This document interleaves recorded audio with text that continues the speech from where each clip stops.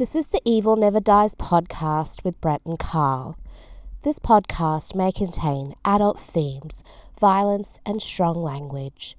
Listener discretion is advised.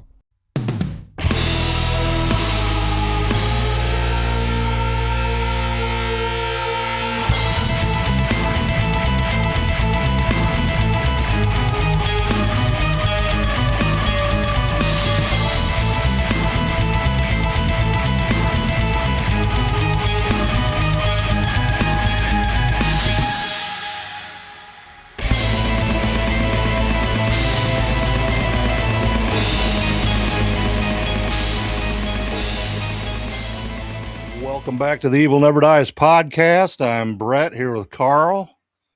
What's up, Carl? We're on new software, and I'm having to hold my microphone for the moment. I look like I'm doing National Wrestling Alliance wrestling once again, fans. Yep, you look like a sportscaster, dude, for sure. Well, I can't get my mic to stand to go up, so we're just going to play it this way tonight. Yeah, I think you're better off. You'll be better off getting that the mics we talked about. I agree, but for tonight, we'll just hold the mic and look like I'm once again announcing wrestling. I'm using my wrestling voice tonight. If that thing works good, man, it's the Rode brand, RODE. They make microphones and audio and video equipment. Yeah. And it's good stuff, man. So we got the new software finally up and running. Hopefully this looks good. It looks clearer. I think I look pretty bright, but Brett looks like he's in a cave. So I'm in a cave. Do I And look I'm like I'm wearing in a cave? Really? I'm wearing like a bright blue shirt with red and all colorful, and Brett's just sort of in the dark there. I'm black. You can actually see my background finally look better. Look at all that good stuff. So I'm pretty happy with this new setup. Hopefully it's recording. Yeah, it's recording. I'm pretty sure. I'm in a very wrestling mood since I'm holding a microphone. Like we said, though, the only thing I don't like is the little picture on the side. I'm going to look into this further and see if we can get rid of that. Well, your name is what ruins it. It just says the Evil Never Dies podcast and completely blocks you out. Well, you can. So I don't know what to tell you just on that the one. little screen. See, I can move holding my mic. I can move back. I can move forward. I kind of like it this way. It'll be better if you get that lapel mic, man. Well, I don't have it right now. It might be a minute or two. I'm sort of curious to see how it does. Well, you should order it and have it delivered to the other house, and then you won't then do the switcheroo thing. Hey, don't give me no ideas. I'm giving ideas. I'm giving some ideas, and I'm drinking Liquid Death tonight too. Our unofficial sponsor. Liquid Death. What flavor is that? Is that dragon fruit or some shit? Cherry. Well, that's cool. So what else been going on? Working, and I'm finally back to my normal shift, so I'm happy and all is good. The haunted house looks like a jungle, and I'm talking about a literal jungle back there. I finally went and walked the damn thing. It's a jungle. Yeah, I was back there the other day. We need to get rid of them logs. And the problem is it won't quit raining, so I can't get rid of the jungle, especially in my new vampire room. So it's sort of annoying. Yeah, that's the worst, man. Need to get the rest of that wall down so we can so you can actually get back there and mow it. This is true. But again, we are doing a show tonight in the meantime. Yeah, we are. Actually, your pick. Actually, I think it was Greg's pick. Yeah, he was mentioned on that last live he was on a few months ago, and I had forgot about that movie really until he said something about it. And so we were rehashing it. And that movie is Session 9 from 2001. What do you think it's Session 9 just off the top of your head, Carl? Well, this movie was actually a blind buy for me because I'd read it, and the Scream Factory used to have a web page, which they don't anymore. I just read what it was, and I'm like, I got to buy this thing. This is going to be badass. So this was a total blind buy. I never even heard of the movie until they started to sell it, and yeah, so I was pretty curious about the whole thing. So you never seen it when it first came out, then you got it when it came out on Blu-ray. I didn't even know it was ever out, honestly. So I don't know, man. I never even knew it was released. I seen it. I got seen it the first time, I think, on DVD. Got it at the video store. Like, because it went to video not too long after it came out in the theaters because it didn't do too good in the theaters. See, I didn't even know it was released at the theaters. Now I've got It was limited now release. I've got my camera right, by the way. I was reversed here earlier.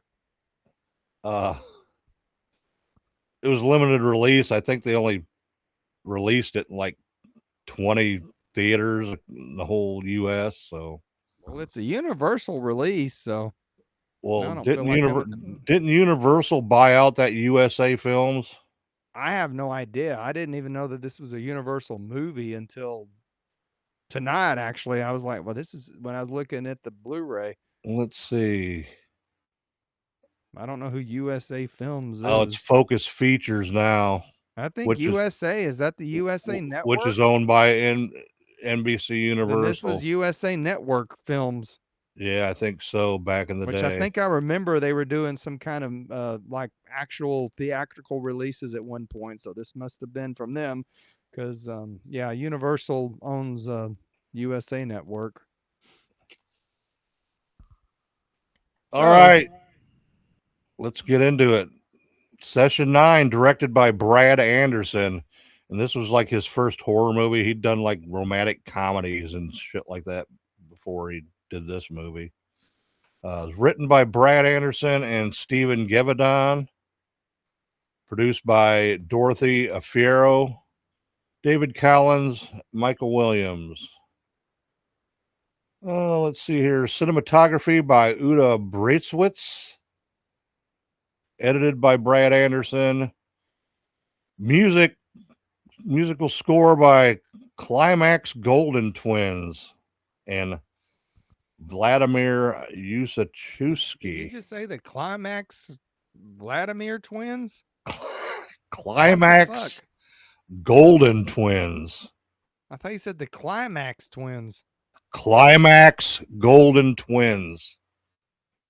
I'm talking too me, close dude. to my mic again. You are. It's going to be get fucking too loud. close to it. Seems like every time the picture switches to you, it like fades out for a minute. Oh, yeah? It gets it gets blurry and then it turns normal. I don't know if that's an artifact as you was talking about or what. I don't know, but yeah, Climax Golden Twins. What did you think of the score? Not impressed. It's like a bunch of weird piano stuff and more or less just like noises and stuff. It was okay. It sort of fit. It's more like an ambient score type thing or something is what I would call it. Yep, exactly. Production companies: Scout Productions and October Films. Distributed, like we said, by USA Films. Premiered at the Fantasia Festival, July 31st, 2001. And then they had a theater screening at the Lowe's Boston Common Theater on August 8th, 2001. And then on August 10th, 2001, it was released United States wide, limited release. Has a running time of 100 minutes, country United States, English language, at a budget of $1.5 million. And it only brought back 1.6. So what they made $100,000 off the deal. Profit. And not too good. Like I said, it didn't even know it was ever released, so I don't know. I'm Let's see here. surprised. I mean, because it's got David Caruso in it, that it didn't get a lot bigger, attention when it was released. Honestly. Well, yeah. Well, let's go through the cast while I'm thinking about it here. We can talk a little bit about the characters or whatnot. First off, we got Peter Mullen as Gordon Fleming. He was in Braveheart. He's been in some big movies, man, too. Like you said, David Caruso as Phil. He was probably best known for Hill Street. Wasn't it Hill Street Blues? No, he wasn't on Hill Street Blues. Well, he's on that CSI Miami now. He was on NYPD Blue. Yeah, NYPD Blue. That's it. And he actually left to go make that. I think the movie Jade, because he thought he's gonna have this big booming movie career, and it flopped. Oh yeah, that was a dumb movie, dude. That's the one they made a big deal. What's that? That Jade. Jade was a dumb movie? Yeah, I didn't like it. Gotcha. That's the one they made a big deal of because he showed his butt in it. Yeah. But yeah, he had quit the that NYPD Blue to go be a movie star, and it didn't work out for the guy, and he ended up going back to TV. They didn't bring him back to NYPD Blue. I think they killed his character off. I don't remember now. Well, he got the CSI Miami like not too long after this. So next off, we got Stephen Givadon as Mike, Josh Lucas as Hank, Brendan Sexton III as Jeff, Jurian Hughes as the voice of Mary Hobbs, Larry Fessenden as Craig McManus, Paul Guilfoyle as Bill Griggs. I guess that's how you say that name. I don't know. Lonnie Farmer as the voice of the doctor, Charlie Broderick as a security guard, Sheila Stasik as the voice of Wendy, and Linda Carmichael as the physical appearance of Wendy, uncredited. And that is the cast of Session 9. All right, Carl, why don't you go over the plot on this film? There's not much of a plot to go over, in my opinion. Was there 5 of them? They're a hazmat company show up, and I guess they're going to clear this asylum out. What's it called? The Danvers State Hospital. Yeah, it'd been closed for about 15, 20 years. Yep. So David Caruso and his gang show up to clear the place out. I guess, is it going to be torn down? They never really seemed to specify. No, they were cleaning out the asbestos because they were going to redo it and I didn't even apartments catch that much out of it, which they actually did to the place. They actually made apartments out of that place. So yeah. Well, once they get in there, they find out that there's all kinds of I guess weird shit that went on. I mean, it was a fucking asylum. Of course there's weird shit. And rumors of demonic possessions, and the talk of like satanic rituals, and like there's something about like orgies going on. There's all kinds of whacked out shit. So as they get to working, things start to appear to them, I guess would be the word. And it just kind of goes from there. Well, the one guy found the tapes of all the different sessions of this. What was the one's name? Mary? Yeah. And she had like different personalities. Yeah. Multiple personality disorder. And supposedly, I guess she killed her family or whatever and blamed it on one of her personalities or something. What I got out of it. They're still playing that game in this day and age. That guy that killed the little girl in Wise County claimed that one of his alternate personalities is the one that actually killed her. Yeah, that guy's a piece of shit, and I'm glad he's gonna fucking get the death penalty. But that's what I'm saying. This is still going on. This is actually a real deal that people claim multiple personalities are doing murders and shit. So yeah, that guy's a piece of shit. I don't even want to mention his name. I'm glad he's getting what he's getting for what he did. But yeah, anyway, sorry about that. But yeah, I'm just making a comparison. I didn't mean to get you worked up. Oh shit. But anyway, yeah, this is shot in the actual asylum when they filmed this, and I think fucking it was awesome, man. I would have loved to explore that place. You ain't got no like mental hospitals or anything like that around here. They tore them all down, didn't they? Yeah, we had the state hospital or the state school, which the county owns now, but it was just a state school. It wasn't an asylum. Oh yeah. I don't think there is none that I know of. Well, there's only one working one in the whole state. There's only maybe two. There's one up by not Mineral Wells. What's the place on the border there of Oklahoma, the big city we have there? One in Vernon and one in Wichita Falls. Yeah, Wichita Falls. That's it. Wichita Falls, I believe, is for the criminally insane, and the other one's for the mentally insane. Isn't there one over there in Terrell too? Nah, I don't think it's a state hospital. It might be. I don't know. I just know the two big ones. I know that from work. I haven't been in any of them yet. Not even to visit?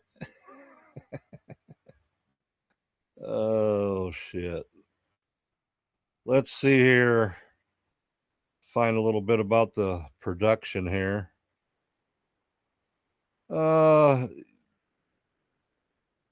Brad Anderson, the director, he like grew up in the Boston area. That's where this place is at. It's 18 miles north of Boston on the hill. You can actually see the skyline of Boston when you're up there on the hill. And they would run around that place when he was a kid and stuff. So that's why he got the idea for that.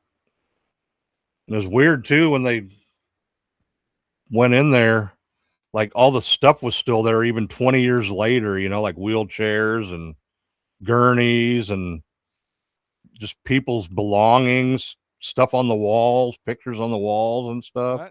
The only thing I can compare that to is the Baker Hotel, which is in Mineral Wells. And when we used to go there in the early 2000s, I'm talking like 2001, there was still a lot of stuff left over from the spa and things inside the Baker Hotel. Because at the time, it was guarded and nobody could get in it unless you had special permission. So I can kind of relate to that. It was really creepy in the Baker that there's all this equipment. It was exercise equipment and all kinds of weird stuff. You know, I ran around the Peoria State Hospital up where I lived all the time, dude. Had some good times in that place exploring. Crazy stuff, man. Just they left a bunch of stuff in there too. It was pretty cool. And they had the morgue still until they tore the main building down. But the morgue in this one, they actually made it. It wasn't in there. They made the movie. They had to build a morgue. Wish we could build a morgue like that. Well, we could if we had somewhere to build something besides the backyard. It looked, I don't know, pretty damn real with the freezer doors and all that. So, but yeah, him and his buddy, they that's where they got the story for this and wrote the story. Oh, let's see here. Want to go over the Blu-ray a little bit? I forgot all about the Blu-ray. I'm holding it right now. I'm holding Here's it the too. Blu-ray right here. It's from the Scream Factory. I got the same one. It's right here. I don't remember when this thing was released on Blu-ray, but like I said, this was a blind buy for me. I think I bought it at the at Movie Trading Company. That's back when I think they used to have a big collection of Scream Factory stuff there. And I just read the back of it and I'm like, wow, this sounds like it's going to be really cool. So blind buy, bought it, never heard of it before, and voila. It looks great. Absolutely wonderful on Blu-ray. Watching on my Sony, I noticed tonight. Very clear. Almost looks like I'm trying to think of the word. Is how nice it looks on the Blu-ray. Can't think of the right word. Vibrant. That's the word. And there are a bunch of special features on it too. Yes, there is. I did not watch the special features, unfortunately. I'm hoping that Brett did. If he did, then you can tell me about them. Yes, I did. You know that guy that goes around all the movie locations? And no, I do not. Well, it's on there. You need to watch that. It's pretty cool. He's been to the Halloween houses, Halloween 2. Where else? He went to where they filmed The Fog, and he went here, and he actually explored this place too. And they go into that, and you can actually see his footage of when he went in there before it was after they filmed the movie, because he was showing all the different spots, what it looked like now and all that. And yeah, he did a good job on it. He does all them movie site places. I think I know who he is now that you say that. He sort of looks like the guy from Papa Roach. I think there's some of those on some of the Halloween Blu-rays that he did. Yeah, it's on Halloween 2 and The Fog. It's on there too.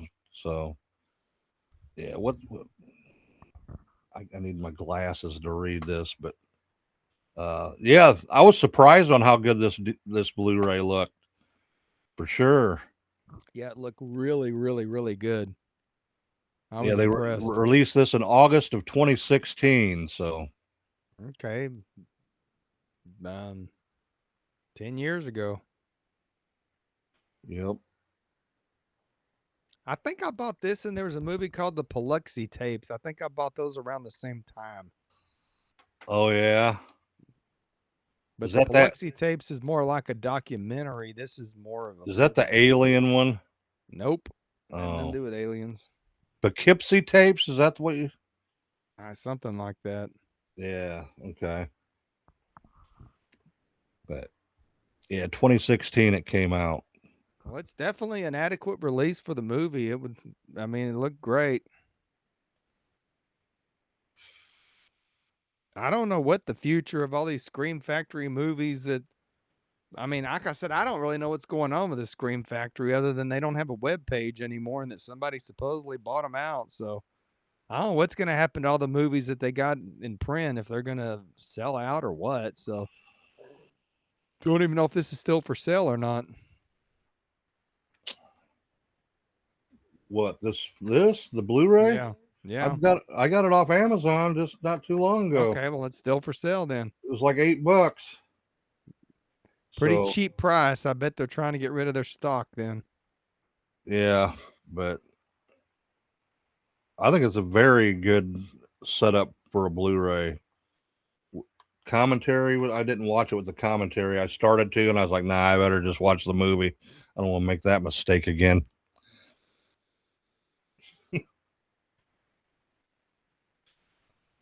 So yeah, good Blu-ray, good job on it. Let's see here. Hey, I got Bright. Look. I see. I just know every time the camera goes back to you, your camera goes blur for 1 second. I don't know why it's doing that. We'll have to check it out on the. You just blurred. Now you're unblurred. This is quick, man. It moves quick. But like I said, every time it blurs you when it comes back to you. It does a side to side from the I just wish that little box wasn't there on the side. Yeah, I know. That's the Well- that's the only thing I'm not liking about it, man. It's still better than Zoom. You think Just so? saying. Better than Zoom, and it's free. That's the best part about it. Well, you can do a paid version for something. Yeah, but you really don't get too much more stuff. So, all right, I guess we'll get into some trivia here. During the scene shot outside Danvers, when Bill and Gordon are discussing the bid for the asbestos abatement job, a student pilot was flying circles overhead for about 3 hours. This forced the talent and crew to film the sequence in spurts, starting when the plane was furthest away and stopping as it grew near. That would have been a pain in the ass. Only 3 rooms had additions outside of the natural setting for the atmosphere. The kitchen had meat hooks hung, the tunnel had plastical surgical gloves hung up, and the hydrotherapy room had a metal tub added. Almost everything else related to the asylum setting was found on site as the crew scoured the building for set dressing to keep things authentic. The filmmakers even reported finding old patient tissue and blood samples on the premises, which they did not film out of fear. So, yeah, they just left everything in that place, man. But what kept the place from getting tore up or graffiti? Well, it sort of was. If you watched it, like ceilings were caved in and shit. Well, that I know, but I'm just saying, I'm surprised why people didn't steal all this shit. I don't know. I don't think I would want to steal anything from a haunted asylum. Let's see here. Actor David Caruso reports in the official production notes that he saw something pass by my window when shooting inside the Bonner Medical Building of Danvers State Hospital. I didn't want to tell anybody because people would start looking at me strangely. Actor Peter Mullen also reports strange happenings on set. He claims that while filming on the roof, a voice in his head told him to jump off to see what would happen. Well, what do you think would happen? Mullen said the building brought out a morbid kind of overactive curiosity. That's strange. Behind the tunnel with rubber gloves, the cast crew signed the wall, and Brad Anderson wrote, we did as best as we could. That's funny. Stupid. Oh, that's stupid. The script was specifically written to take place at the Danvers Asylum. The fictional character Patricia Willard scandal at Danvers State Hospital, cited that by Mike at the film's beginning, strongly appears to have been inspired by a real life wave of problematic Satanism and sex abuse allegations that swept the United States in the 1980s. The Satanic Panic, including among others, was a panic, bunch of junk. Look, I'm still holding your chainsaw, by the way. Need to bring that down here and I can see if it does fit him. I don't think it better will. than just standing there. Maybe you can hold it with one hand.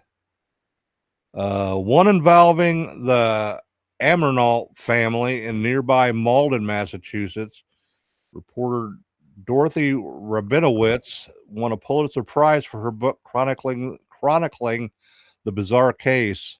No crueler tyrannies, accusation, false witness, and other terrors of our times, in 2001. Like we said, Brad Anderson was inspired because he went in the Danvers Mental Hospital, and he also drove past it every day to go back and forth to work. Film unit only ever used a very small percentage of the building, as most of it was off limits as it was unsafe. So usually like that main building, the main buildings are in the best condition after all those years, because shit, these were built like in the late 1880s, early 1900s, you know. And but I think they tend to have made like the main administration building areas better than the rest of the places.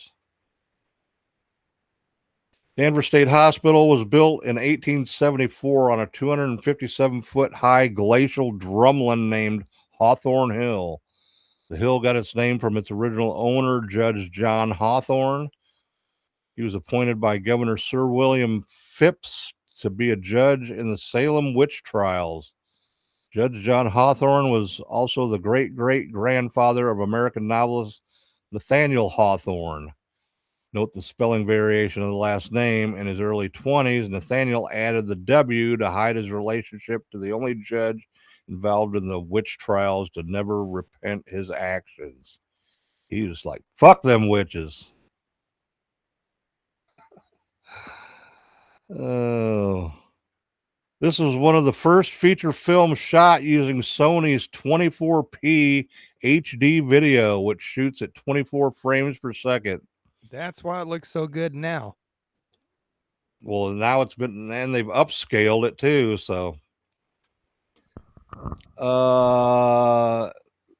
as opposed to 30 frames per second of conventional NTSC video, using this technology, Anderson and director of photography Uda Bracewitz were able to produce the uniquely effective deep focus images using mostly natural light. Natural light is good with digital for sure.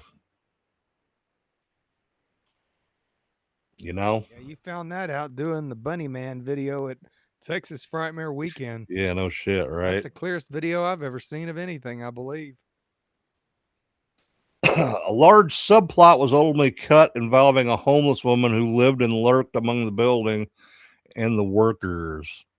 Filmmakers deleted this because test viewings found her to confuse viewers who thought she was Mary Hobbs, the patient on the tapes.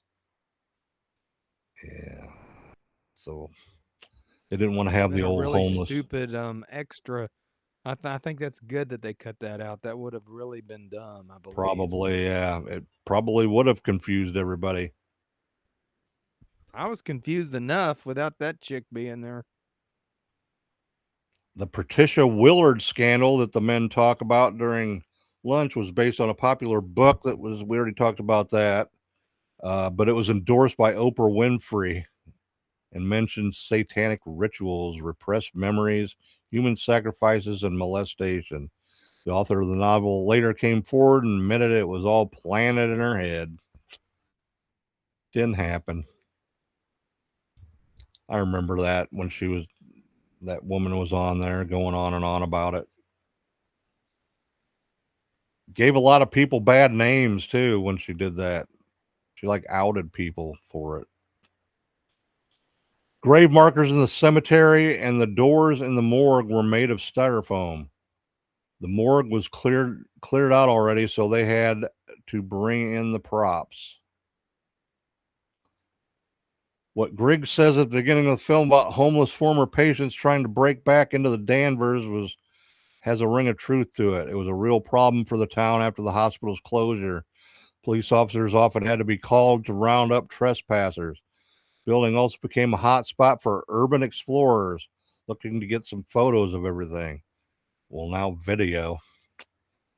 This was not a good idea. The building was sturdy on the outside, but many papers and drywall panels left behind quickly went moldy, posing a health risk. There really was asbestos in the building too. Flooding, rats and mice, criminal activity, rotten food, and other unpleasant things began to inhabit the building to the point at which it simply wasn't safe anymore.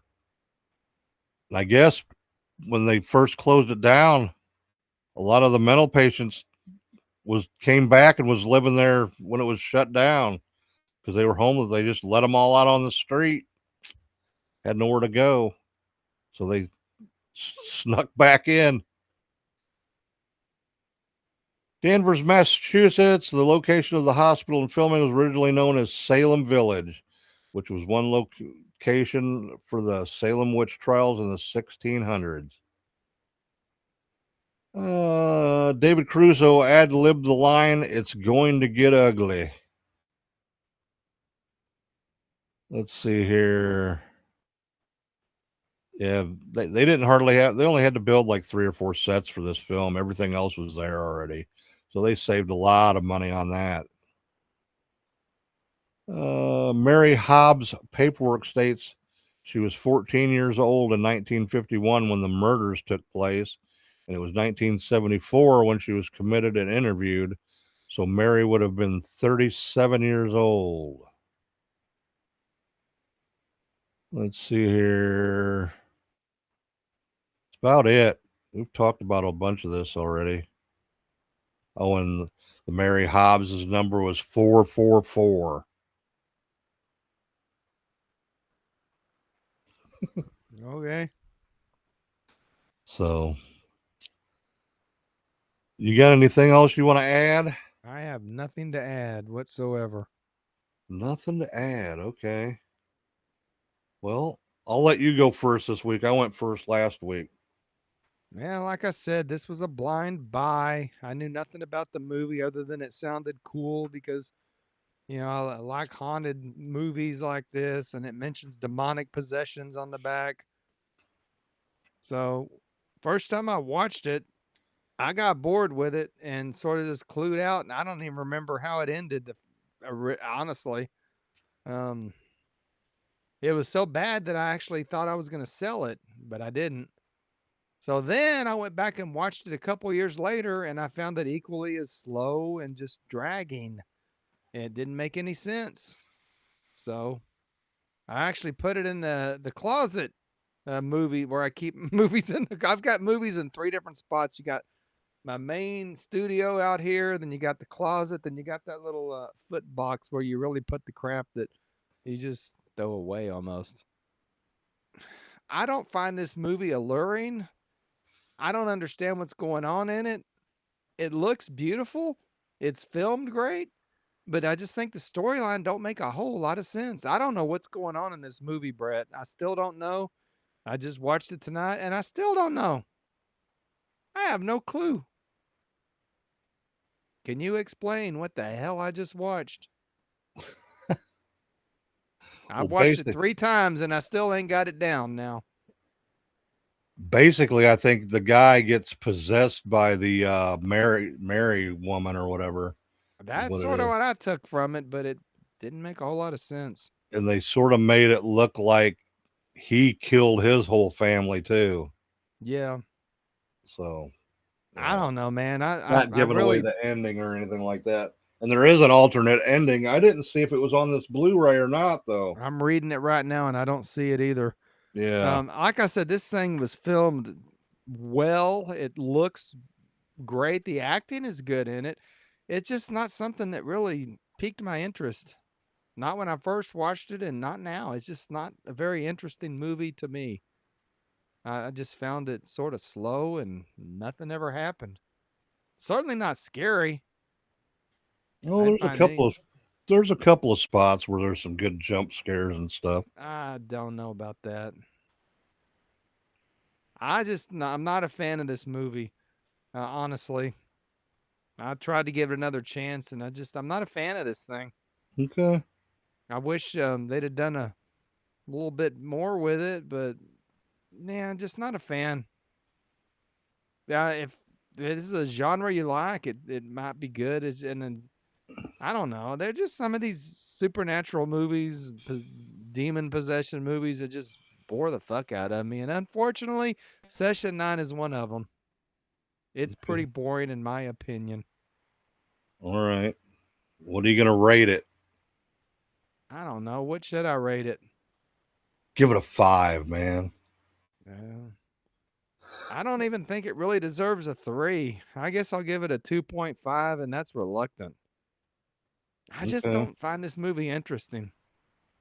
It's just not an interesting movie. It's one of those movies that I think it's cool because they filmed at an actual asylum, and that's about it. Okay. I reluctantly give it a 2.5. All It's right. not my thing. All right. Cool. Well, I like this movie. It is a little slow in spots. All the way through.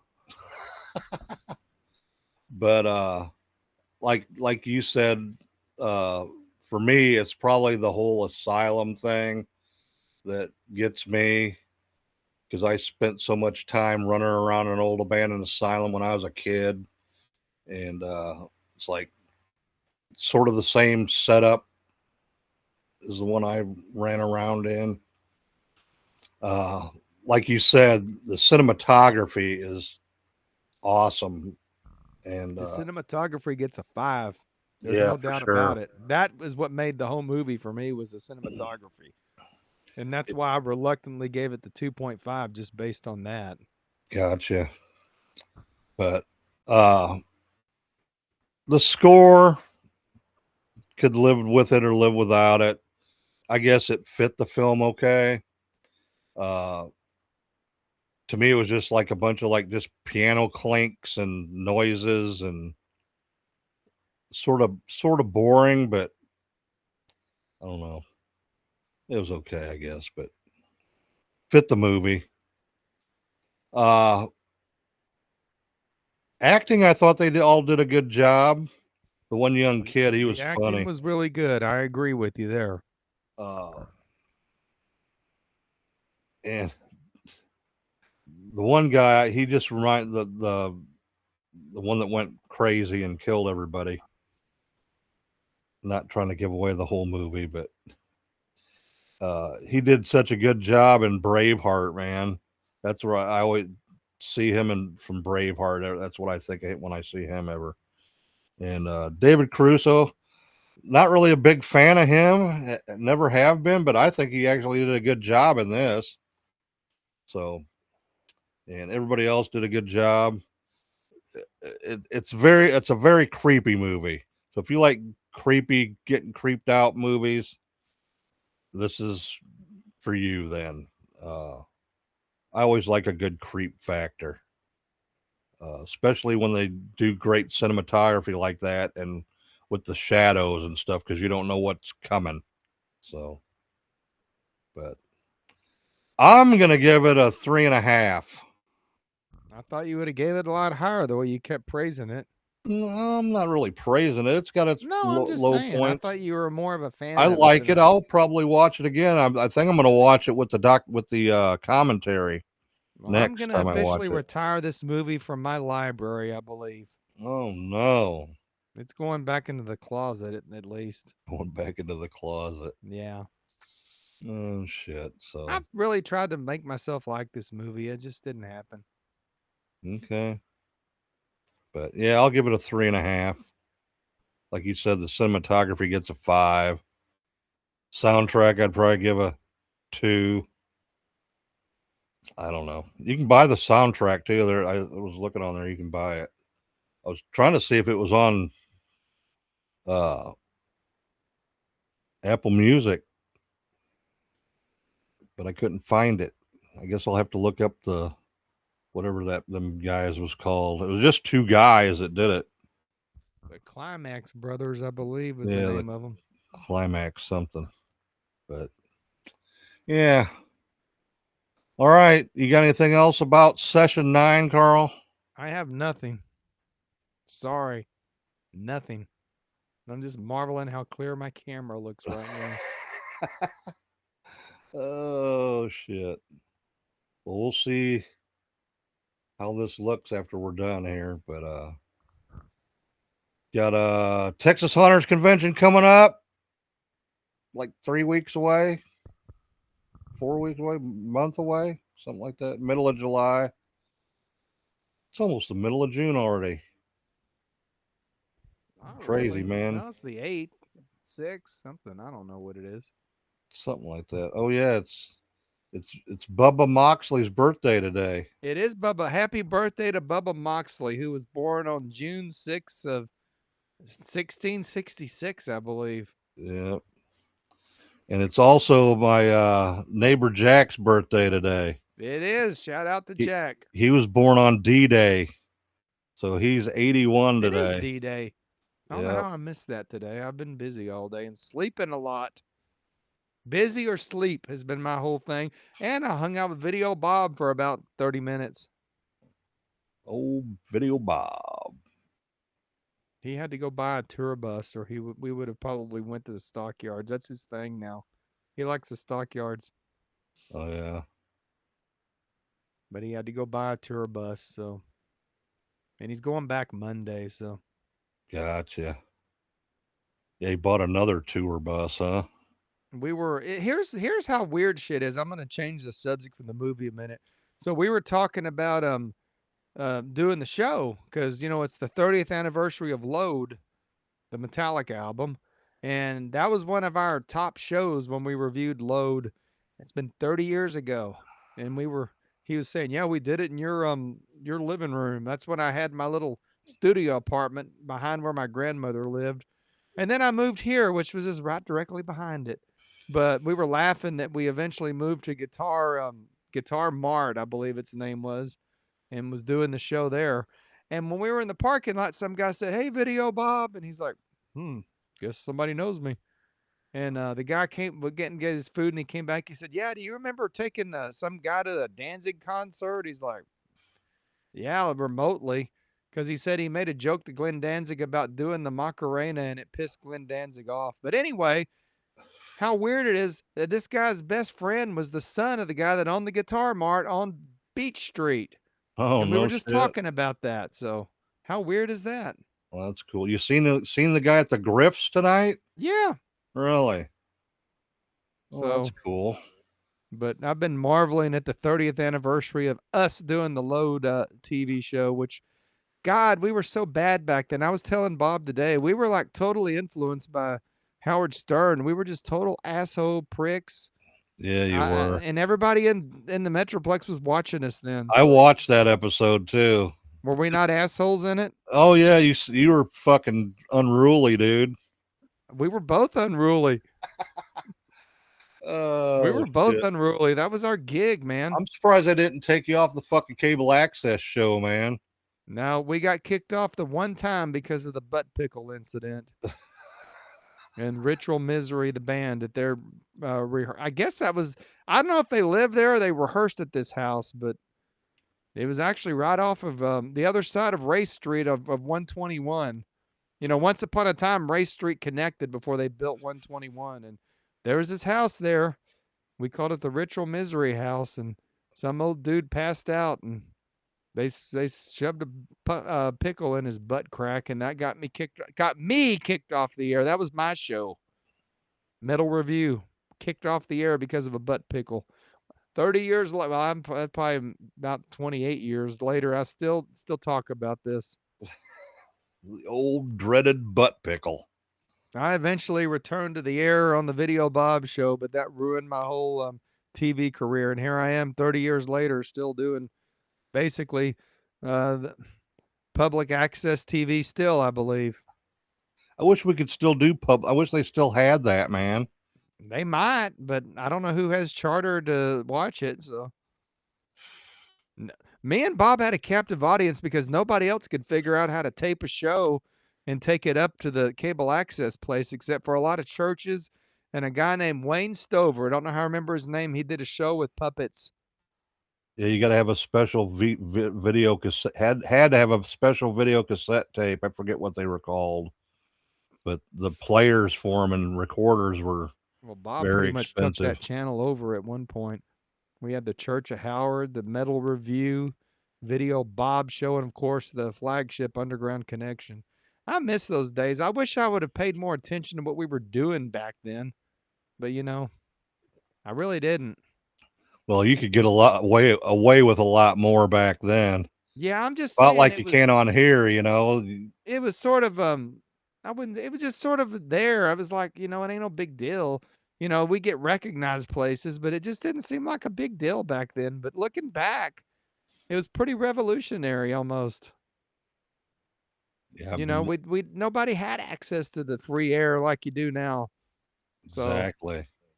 Pretty cool stuff. But yeah, we were reminiscing for the 30th anniversary of the Load album, and 30 years later, I feel about the same about the Load album. I think I like 2 songs off of it.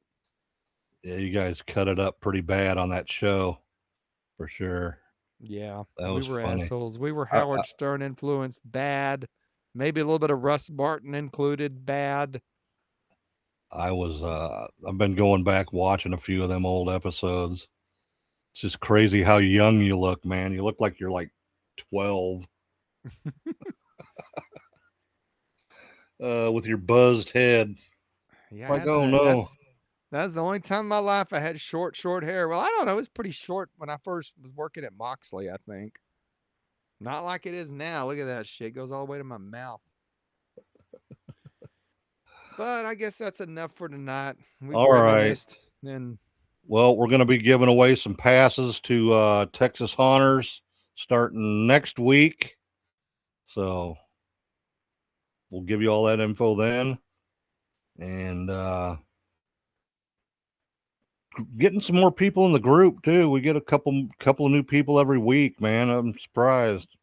Yeah, and we've broke our losing streak on YouTube. Everything's back booming again after that bunny rabbit appeared at the Texas Frightmare weekend. So praises to the bunny man for cursing the curse of the bunny man that put the shit on our show for a while. We're back. And we got a lot of changes coming in between now and July too. Yeah. Lots of changes for the Evil Never Dies podcast. Yep. I'm starting to do my wrestling voice again, if you haven't noticed. But if you go to TeePublic, you can see one of the new things. So check it out, teepublic.com. Get you a shirt. For sure. All right. Well, that's it. Thanks everybody for watching and listening on the podcast end of it, and appreciate it. And we will talk to you next week. We got a couple of interviews lined up too. We're gonna do so. That should be fun with the new software, especially. Yeah, see how that works. If I can figure out why you don't buzz out for 1 second when it goes back to you, watch and see. Right now, I'm gonna go back to Brett, and it's gonna fade out for 1 second. Fade out. Fade out. Fade out. There it was. You distort for 1 second, Brett. Must be your camera. Maybe I got the frames per second not set right or something. We'll see. I'll have to check it. We're still in the learning phase here, so don't hate on us too bad. All right, everybody. Thanks for watching and listening again, and we'll talk to you next week. Stay evil. Stay evil, everybody.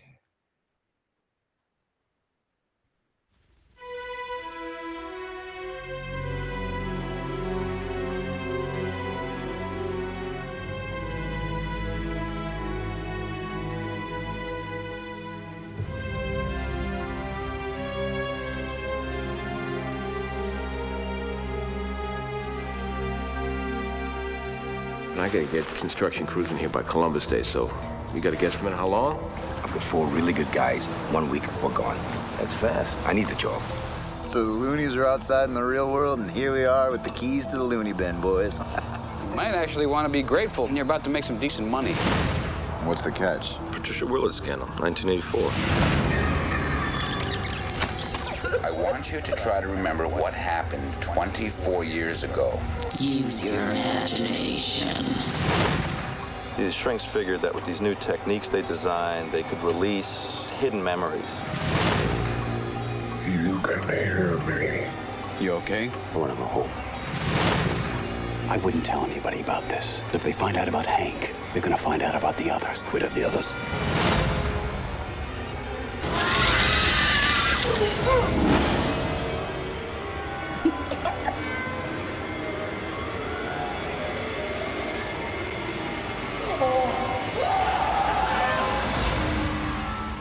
I want to come home. I am so sorry.